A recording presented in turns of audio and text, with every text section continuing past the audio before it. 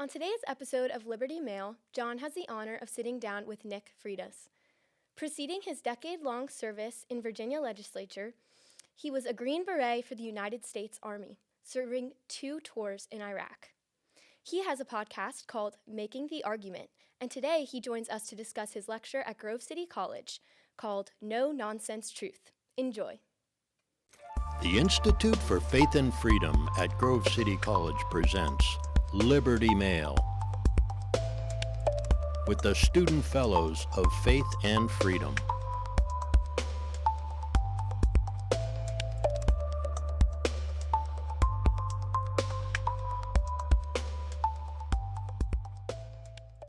Nick Freitas, welcome to Liberty Mail. Hey, thank you very much for having me. It's great to have you here. Now, I want to start. I learned just a moment ago that we're both from Virginia, of course. So you're from Culpeper, and I'm from Stafford County. So I wanted to begin by discussing the state of the Commonwealth in Virginia. So as you know, Democrats have taken over both houses of the state legislature and all 3 of the executive offices. What have they done since they've taken power in January? They're doing their best to Maryland, Virginia, just as quick as they possibly can. And they've actually done a stunningly efficient job of it. So between 4 constitutional amendments that they've kind of rammed through to include one that is a horrible gerrymander. Like there's no way this is constitutional. And yet they're pushing through with that. Abortion through all 9 months of pregnancy, automatic restoration of voting rights to felons no matter what the felony. So if you were in jail because you assaulted a child, well, you get your voting rights back as soon as your sentence is over. They're trying to do things like, remove all mandatory minimums for, again, the worst possible crimes you can imagine. They've figured out, or they're trying to figure out how to raise taxes on 51 different services. So Netflix, Uber, walking your dog, right? Like, whatever. Again, it's the old Reagan quote, right? If it, If it moves taxes, if it keeps regulate it, and if it stops moving, subsidize it. That's and that's actually funny too, because they've managed to do that too. So they will give you a subsidy to buy an electric car, but then they charge you an extra tax because you're not buying enough gas to fix the roads. On the cultural side, on the social side, on the economic side, just across the board, they ran on affordability. And they are governing on Marx, and so it's incredibly frustrating to see what they're doing to Virginia. I want to zero in particularly on the redistricting amendment. So they released this new map that would change the demographics of the state to have 10 Democratic legislators and one Republican congressman. That's being challenged in court. What's going on there? Why is this illegal? So it's important to understand a couple of things for context here, because a lot of people are like, well, they did this in Texas and they did this. It's like, first of all, yes, states all across the country, red or blue, have engaged in gerrymandering, some worse than others. Some of the worst were Illinois, New England, et cetera. And so you started to see states like Texas and Oklahoma going, well, fine, we're gonna draw more Republican seats. And like what always happens is the Democrats get furious when you start doing what they've been doing for decades. So they said, all right, we're going to do this in Virginia. And we said, well, wait a second, you can't, because we literally just passed a bipartisan constitutional amendment with over 65% of Virginians voting for this referendum. Because the way the constitutional process works in Virginia is you have to pass a resolution, a joint resolution between the House and the Senate. Between the House and the Senate, right? And then you have to have an intervening election. Then you got to pass the exact same language again with no amendments. And then after that, it goes to the people for a referendum, and they get to vote on whether or not they want it in the Constitution. And typically that process works 1 year, intervening election next year, and then next November you get the referendum. This year, they did 3 of the constitutional amendments kind of the right way. They did a little bit of shady stuff, but technically within the boundaries of the Constitution. And then they added this gerrymandering bill, which requires a constitutional amendment, but now they're pushing it forward, and they're moving up the date till April. Yes. So now you don't have a lot of people that are paying attention because they're not used to voting in April. It's going to cost like $5 million to pull it off. And it's a violation of the Constitution, because there's the clerks of the court in Virginia at each individual county are supposed to give notification on when this is being considered. So that you're supposed to do that. That didn't happen. It's also supposed to be before the election. Well, Election is 45 days now in Virginia. Yes. So literally that intervening election that was in the process of taking place, like over 1 million Virginians had already voted when Democrats pulled us into special session to now add this additional constitutional amendment. And then originally it was, well, we're just going to, we're going to tweak the lines in response to what Texas and Oklahoma and other people are doing. And now they're like, well, we're going to make it 10-1. Yeah. And they have the audacity to say, well, this is a fair There is no universe where this is a fair. If you look at several of the districts, it will take portions of like Alexandria or Arlington or Fairfax, which are very, very deep blue, Northern Virginia, DC suburb counties, and then run a line all the way out to the countryside. So these are some of the worst gerrymanders you've ever seen. Wow. And they are turning what is currently 5 Republicans and 6 Democrats, which is actually, that is a fair representation of the way that Virginia has voted in the last, several elections overall. And they're turning it into 10-1. Yeah. And there's just no universe where this is fair. There's no universe where this makes sense. And it's a testament to their absolute audacity that they would pull this off and talk about it being fair with a straight face. But that's what they're doing. And as of right now, there's been one successful court challenge. We'll see what happens because this is going to move its way through. So we'll see. I have one more question on the amendments. Yeah. Abortion amendment going to the voters this November. Polling suggesting it's going to pass. Yeah. What's going on there? Well, because it's going to be advertised as we're just securing, because the way they wrote this bill, by the way, this is another area that I have with the Democrats where they will write something like they're writing intentions instead of laws. Yeah, sure. Language matters. They wrote this bill so broadly to protect reproductive rights. What does that mean? What do you mean reproductive rights? So if my 10-year-old decides that they want to transition and they want to get a surgery, which essentially, sterilizes them, am I allowed to stop that? Yeah. Or is that a violation of their reproductive rights? Now, what they will say is well, a child cannot consent to sterilization. Oh, good point. And yet, University of Virginia was doing those sorts of surgeries on minors for transitions. Wow. The way they got around it was they got parental approval. And the way they got around parental approval was a doctor would come in and say, well, do you want a live daughter or do you want a dead son? Do you want a live son or a dead daughter? And so they would basically intimidate these parents in agreeing to. So now they've written it so poorly that we don't know what all is going to be allowed by this. What they like to say is that this is protecting women who would be, who have been assaulted, who need access to medical care. This allows for abortion for any reason through all 9 months of pregnancy. Like, that's what it does. And we even said, like, are you willing to accept any amendments where we say, okay, we're going to have some protections in the 3rd trimester where a baby not only has a heartbeat and a fingerprint and brain development, like the baby can feel pain at that point.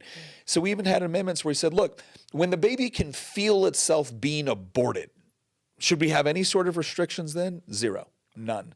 So just understand that this will be one of the most just extreme abortion laws, not just in the United States, in the world. So that's what's on the ballot. One more Virginia question for you. Yeah. So Jay Jones is now the Attorney General of the state of Virginia. Yeah. You were a colleague of his for many was. years in the House of Delegates. For our viewers who may not know, he was implicated in a major tech scandal, referring to many grotesque things, including wishing death of a colleague, one of your colleagues actually, Speaker Todd Gilbert. Yeah. Wanted to ask, was this an anomaly? Or do you think this is reflective of the Attorney General's actual character? Here's what needs to be understood about Jay Jones. I remember when Jay Jones came into the House of Delegates as a freshman.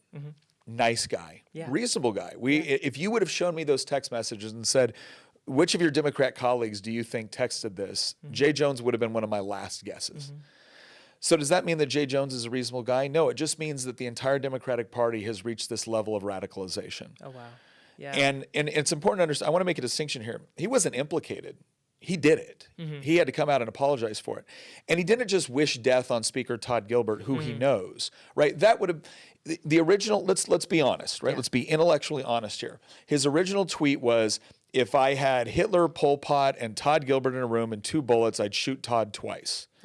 Or something of that line.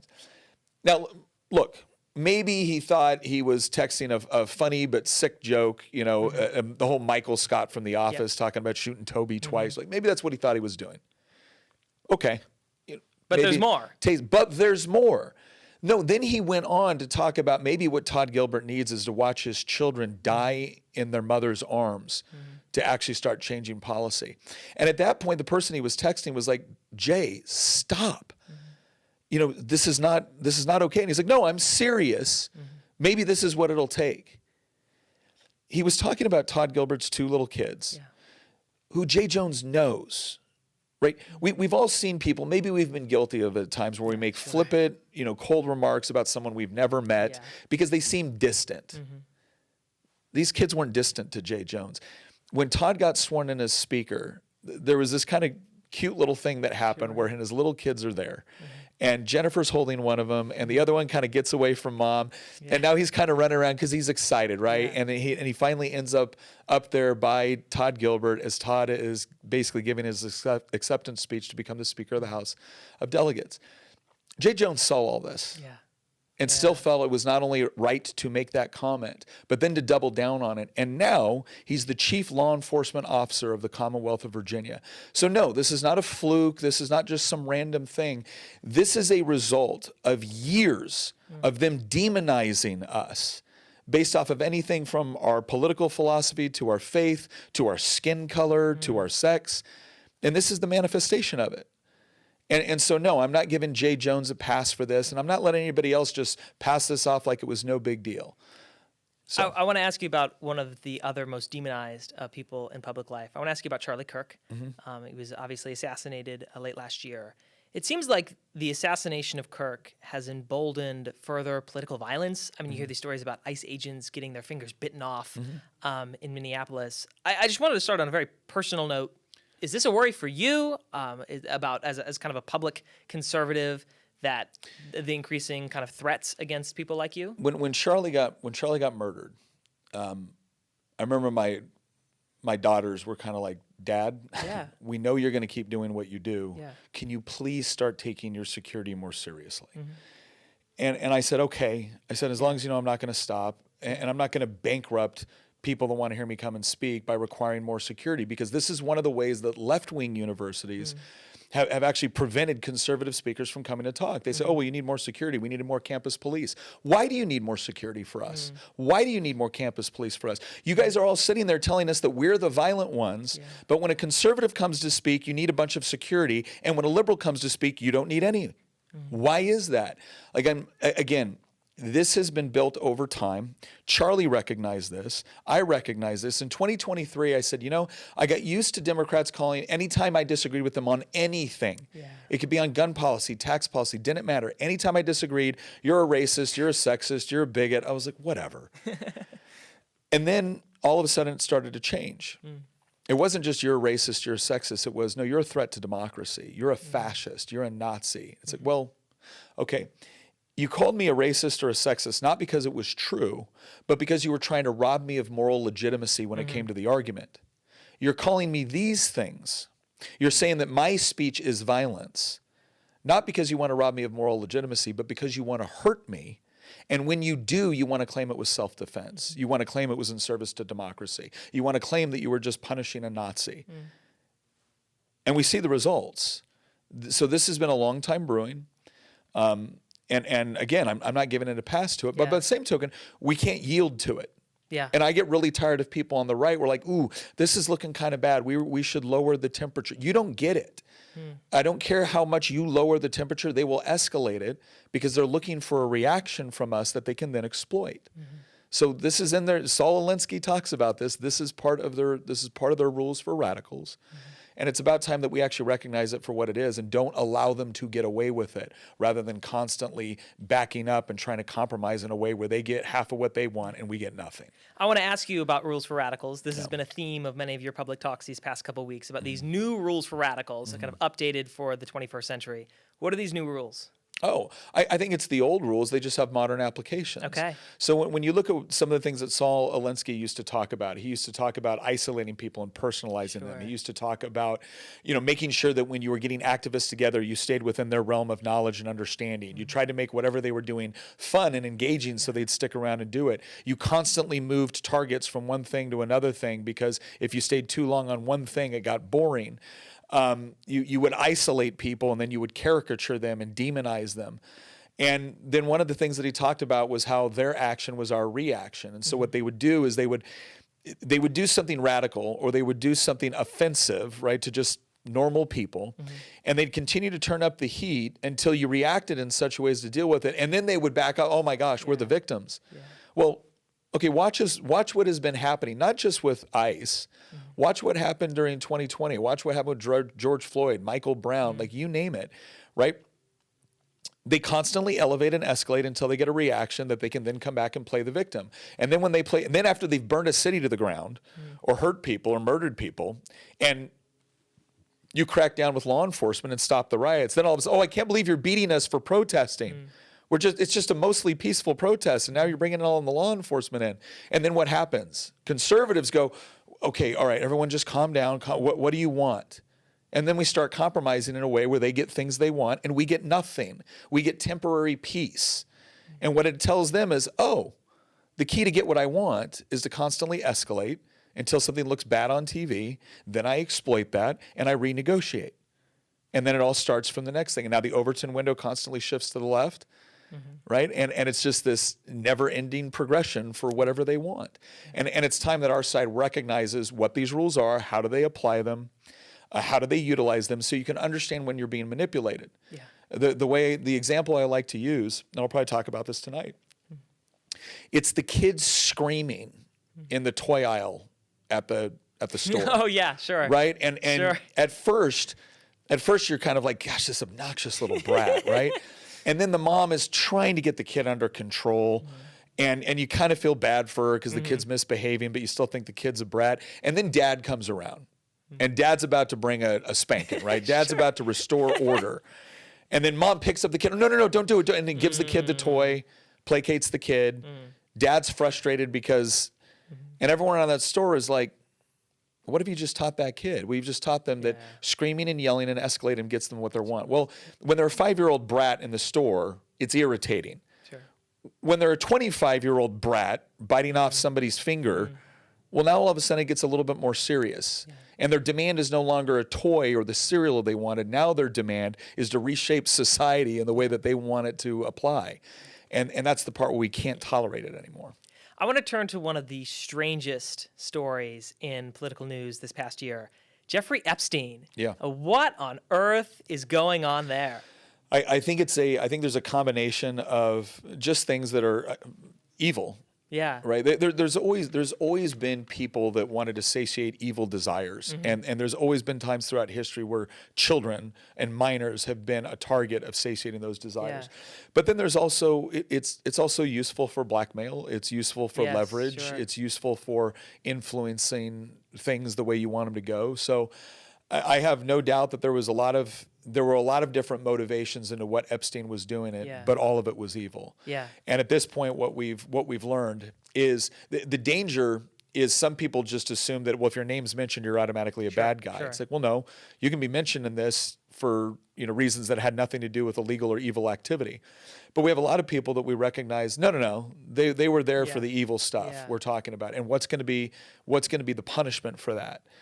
And I think we're in very dangerous territory, because when it becomes so obvious that so many powerful and rich people were actively engaging in something like that against a vulnerable target, and they don't get punished in a way that allows us to at least conclude that somewhere justice was served, it leads people to the conclusion that, well, if I can't trust the structures that are supposed to provide me justice to do so, well, then who am I supposed to trust? Yeah. And people start looking for alternatives, and that can get dangerous, but it's also very understandable. The other thing, too, that I think we need to understand about Epstein that nobody's talking about, 50 years ago, cheating on your wife or, whatever else, just Political suicide, would have been political suicide. Yeah. Now, right, we're not even sure if it's political suicide to cheat on your wife with a minor. On some bizarre island where Epstein is bringing in children to be exploited. And I think we need to understand that says something about our overall morality in this country. For the longest time now, we've treated sex as if it's nothing more than response to stimuli.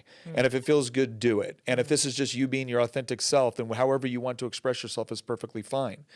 Well, we need to understand that some of the most revered leftist philosophers were actually advocating for decriminalizing this sort of activity with minors back in the 70s. Simone de Beauvoir, Jean-Paul Sartre, Michael Foucault, like the postmodernists, the existentialists, the feminists. There was one article where they were defending a friend of theirs in France in the 70s that had two 13-year-old children that were living with. I think one was actually 12. And they actually argued that, well, no, this is a consensual relationship because the children liked the arrangement. Like, what? Yeah. So understand that for many of us, for most of us, hopefully, we're looking at this and saying this is evil. But we also need to understand that there has been a significant push within leftist circles for a while now, trying to say, well, this is just a form of expression. Yeah.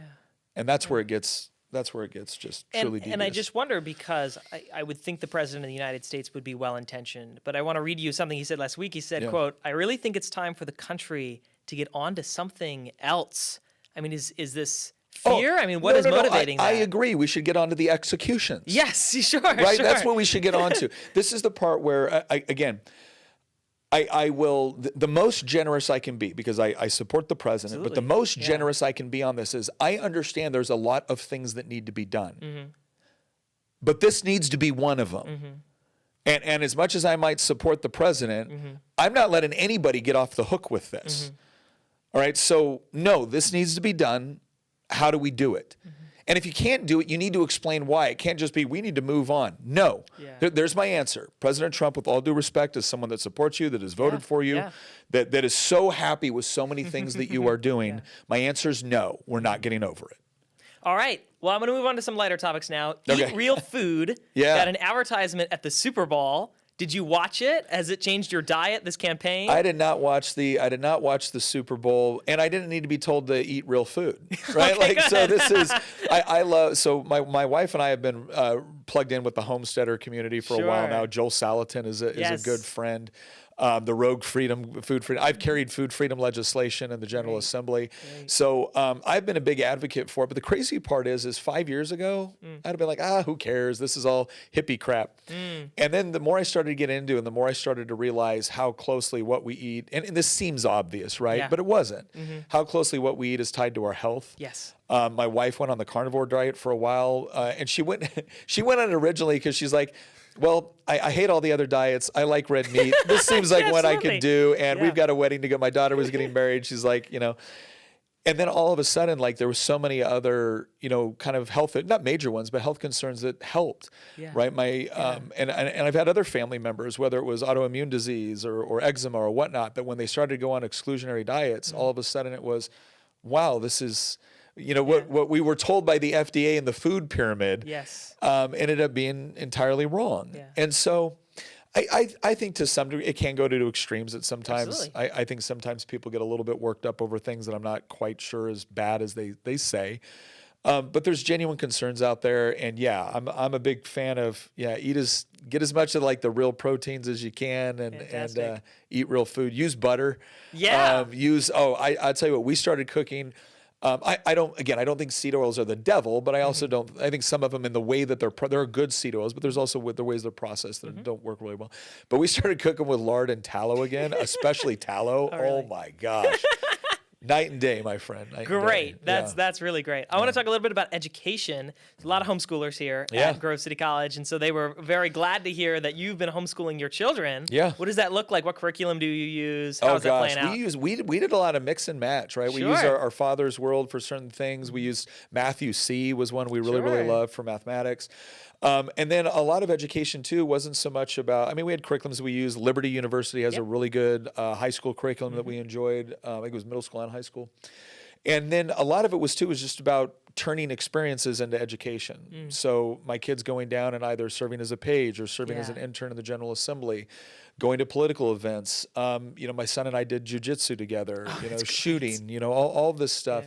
And then a lot of entrepreneurial stuff too. Like my youngest daughter just has an entrepreneurial spirit, right? She's always looking like, I'm going to sell jewelry. I'm going to do this. Sure. And then my son did the same thing with like balloon animals one year during a street festival we had. And at first we're like, oh, that's a cute idea. And then he came home with like 250 bucks wow. after like, 6 hours of work. And we're like, oh my gosh, right? Yeah. You're crushing minimum wage. But I all of that was really was a blast. But I think the number one thing that I will say for homeschooling, first of all, I served on the Education Committee in the Virginia House of Delegates for 4 years. Mm-hmm. And so I always tell parents, you think that they're not getting this ideology in your nice conservative rural school district. They are. Like, stop arguing with me about it, right? Like, I get so frustrated with this. It's like, you don't understand. I serve on the committee. I saw the data. I saw the evidence. I heard the witnesses. There is no way you have more knowledge about what is going on in the Virginia school system than I do, right? Unless you're like really working inside of it. I'm like, so please just believe me. They're getting a lot. It's not that every teacher's bad. It's not that every principal's bad, but they don't pick the curriculum. Right. And your universities, which are kicking out education degrees, that's some of the most liberal, progressive, crazy wing of a liberal university, which is already crazy and progressive. Yes. But homeschooling, there's never been a better time to do it. It's never been more affordable. It's never been more accessible. There's never been more resources. I taught at a homeschool co-op. Yeah. So when I taught civics to my homeschool students, right, they weren't learning from somebody that got a civics class somewhere in their education degree. Yeah. They were learning from a sitting legislator in the Virginia House of Delegates. So when I gave them assignments on civics, like, I'm doing this based off of things that are actually going on in the General Assembly.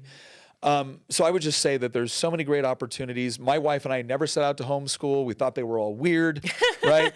And then we saw what was going on in the classroom. Yeah. And we're like, no. Okay, what we saw might have been a little bit of weird, but that is diametrically opposed to our values, our faith, and what we believe. And all I can say is, we started off like every arrogant homeschooler. Yes, my kids will get a classical education and they shall learn Latin and they will play 4 instruments and then perhaps we shall summer in Spain. We didn't do any of that, right? Yes, we didn't do any of that. Sure. But my kids love Jesus, can't stand Karl Marx, and we love hanging out with them. So I feel like we have produced confident children that are going out and making their way in the world and confident in their faith, confident in their beliefs, able to defend it. And we've accomplished what I think every parent really wants to, right? You can brag all day long about, this or that. Do you like being around your kids and your kids like being around you? And are they able to take care of themselves and be productive and raise families? If the answer is yes to that question, I can't ask for a better blessing. And so I'm very blessed. Yeah, I went to the public school, and I can say there's definitely a lot of people that maybe don't check all those boxes. Yeah. I want to ask about social media. Yeah. So this is one of I guess God's gifts has been social media has broken the mainstream media dominance, and I wanted to ask how your reach compares to, say, ABC News or the Washington Post. I mean, how do these weigh up? We were I don't know what I think the total online views for the Washington Post are usually something like, I think it's maybe a couple million a day. Don't quote me on that, but I think it's about a couple million a day. And then I want to say, I think they're like paper delivered to your door is in the hundreds of thousands. And so I used to have this fight with my Republican colleagues. We're like, we need to do a press conference. I'm like, why?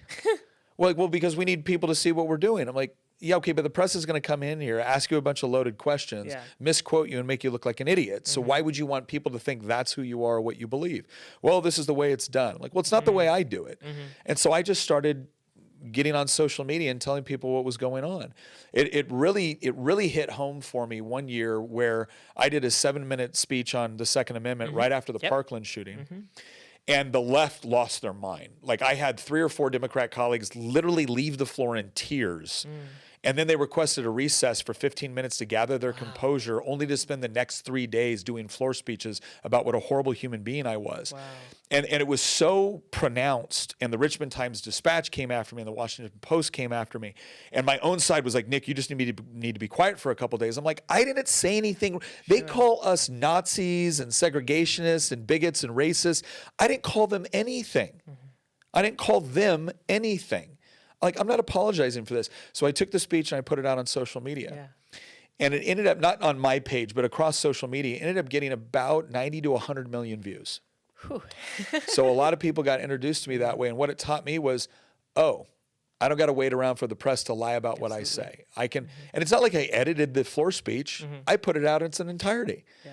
What's funny is the Democrats also put it out on their Facebook, like their YouTube channel for the Virginia House of Delegates, Democrats, put it out on their YouTube channel thinking, we're going to show everybody how crazy these Republicans are. Their second most popular video. way. Oh, yeah, they did it. Their second most popular video that they've ever done on their YouTube channel has 2,000 views. And the one they did of man has over 500,000. That's fantastic. So, That's so what great. I tell people is like social media is like anything else. It's a tool. It can be used for ill, it can be used for good. But like you said, it's the one thing that is completely broken, not only the grip of the mainstream media, but here's the other thing that's exciting. Okay. And there's a YouTube channel called Nerdrotic. Great guy, Gary, wonderful dude. He talks about this. It's not just breaking the mainstream media and journalism, because Nick Shirley demonstrated this in Minnesota. It is breaking broader areas within arts and entertainment. Yeah. You used to have to go, if you wanted to go get entertainment, you went to Hollywood, right? You went to network television, you went to whatever. And now even Netflix and stuff like that. Now we have more independent creators doing things on YouTube, crowd financing and doing things like that are beating out, Wow. what studios used to be required for. And so I think it's a wonderful tool. You need to be very, very careful on how much access you give to your children. Yes. Jonathan Haidt has done some of the best work on this. You need to be really careful about screens for your kids. But overall, it's been one of the few times I've seen the right push back effectively within the arts and entertainment and media space. I have two more questions for you. My first question is about just real quick. By the way, to answer your original question, Washington Post, couple million views a day. Yeah, I get a couple million views. Great. So it's that's really... why I said, I was like, I don't need the Washington Post. I can beat them at their own game if I just do a better job. That's fantastic. Yeah. So two more questions. One is about the future of the American right. I mean, we've seen a lot of different kind of clashes and people giving speeches against one another and things like that at certain conferences. I mean, where do you see this going? Is sort of the Trump coalition, is it going to stay together? Where do you see this going? I think Trump definitely pulled together a lot of people because people believe Trump would actually do something. And I think Trump really has tried to be effective, and certainly more effective than most any other president in my lifetime, with the possible exception of Reagan. However, the problem that we have right now is a lot of the right is defined by what we oppose. And that makes sense. When all of a sudden you got drag queen story hour and your daughter's coming home from middle school saying there was a boy in my bathroom and the principal calls you a bigot when you as a concerned father going, what the hell is going on, right? It's very easy to motivate people based off of what you oppose. We do have to do a better job of actually talking about what is it that we want. We actually did a series on our show a while back talking about what should the right want. And a big part of that was talking about what animates us. Now, I'm a big believer that, listen, I don't think American conservatism works without Christ. Yeah, I think it requires, I honestly believe this. If you look at out of the 56 signers of the Declaration of Independence, 42 to 50, or 52 to 54 of them, like very, very outspoken professors of Christianity, like profess Christ. Same thing with the signing of the Constitution. Our system of government was built within a Christian framework. I'm not saying you have to be a Christian to be an American. I am saying that you need to understand the culture which developed what it is that we created here and how it's adapted and survived. And the reason why that's so important is because I believe Christianity provides something that all worldviews really require, all systems require. You need something transcendent. You need objective morality, and you need objective truth. And if you look at what the modern left is trying to do right now, the war is not just on objective truth or objective morality. It's overwhelmingly anti-Christian as well. And that's just the reality, and nobody's going to convince me otherwise because I've seen the evidence. But that's where we're at.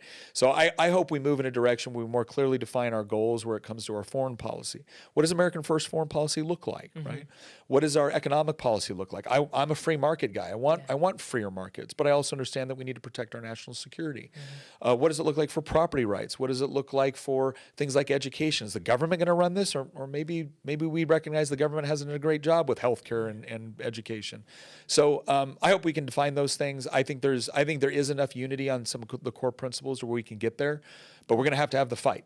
Yeah. Last question on young men. Yeah. So your event here has overwhelmed the Institute with a number of RSVPs, and I've actually talked to a number of people about why they've wanted to go to your event. And some people say politics, but a lot of people say the stuff you've done on virtuous masculinity, on Yeah. being a good father, a good friend, a good husband, a good Christian, a good citizen, all of these things. So I just wondered, for the young men here at Grove City College, young Christians, what is your advice to them, especially as they prepare to leave this college and go to places that are perhaps hostile to their faith? You were dumped on for about the last 2 decades, and that was a combination, to some degrees, from some sectors of the left, like the Ibram X. Kendis. It was like, oh, you're a white male, you're the source of all of the world's evil. And then from more the feminist side, it was like, oh, you're a male, you're toxic, and your attributes and your characteristics are inherently toxic. And the way we're going to fix you is by making you more feminine. And it turns out nobody likes the result, right? Feminists don't like the result. You can see them going on TikTok complaining about, where are all the manly men at? Like, well, you said you didn't want them. Young men were always going to revolt. And woke can't win. Woke cannot win. You can't have the vanguard of the revolution being a bunch of mentally ill people that lose their mind every time they get misgendered, right? That's not, you need young men to build and protect civilization. That's not to diminish the role that young women play, but it is what it is. That's the role we play. And young men have gotten a lot of messages right now, and you should be strong, you should be capable, you should be intelligent, you should be prosperous. And a lot of those are good messages. The thing that's missing, though, is for what? Because if it's purely hedonistic, if it's so you can sleep around and get a nice car and be rich, what you're going to find is that will leave you hollow and empty. Young men are not just looking for a message to be strong. They're looking for a cause to be strong for. And that's where I talk about biblical masculinity. It's this idea of, no, forget the lies that you've been fed.